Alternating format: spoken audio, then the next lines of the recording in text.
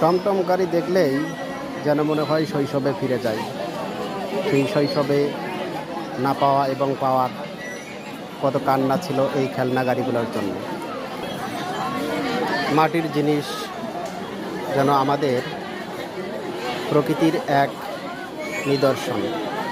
এই মাটির জিনিস, ব্যাঙ, কত ছোট ছোট জিনিস কিনতাম। এই মাটির জিনিসেই আবার টাকা জমাইতাম বিভিন্ন মেলায় জিনিস কেনার জন্য। হাতি, ঘোড়া, নৌকা আর কত রঙে সাজ যেন সাজিয়েছে এই প্রকৃতির এক নিদর্শন এই মেলার মাঝে যেন দেখতে পাওয়া যাচ্ছে।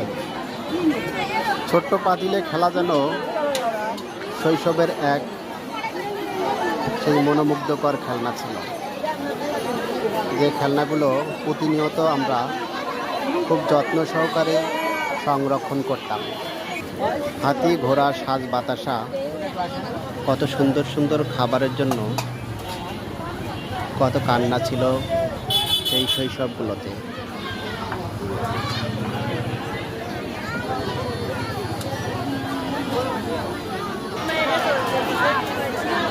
এই লাভ বলগুলো কেনা এক রঙিন শখ ছিল, যেটা সবাই কিনতে পারতো না। তিমি মাছ দেখলেই যেন মনে চায় সমুদ্রে ফিরে যায়।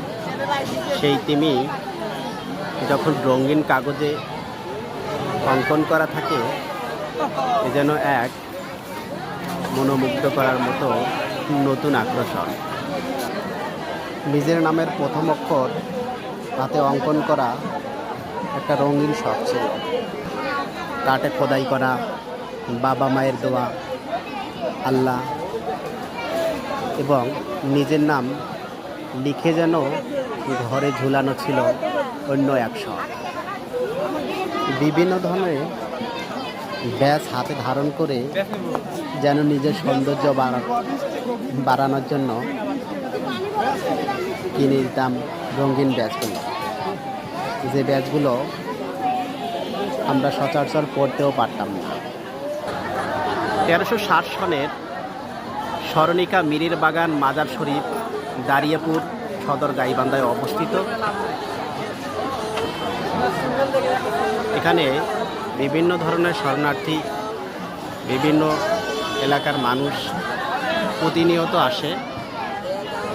পয়লা বৈশাখ থেকে দীর্ঘ 1 মাস যাবৎ এই মিরির বাগানের কার্যক্রম চলে।